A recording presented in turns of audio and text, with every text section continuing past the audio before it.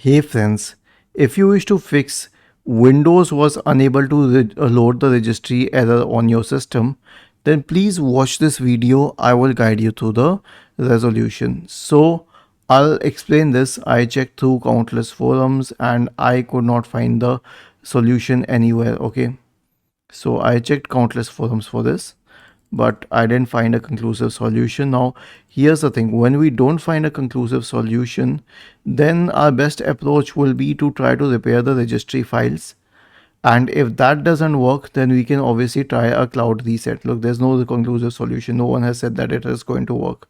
So search for command prompt in the Windows search bar and click on run as administrator.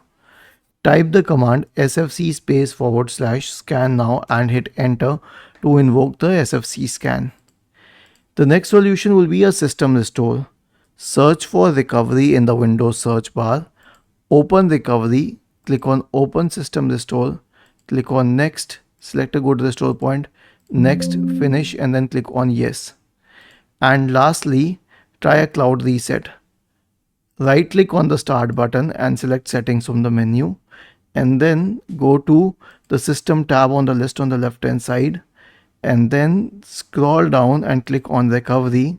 Now click on reset PC, select remove everything, and finally select the option for cloud reset, and this will fix all of your problems. Was this helpful?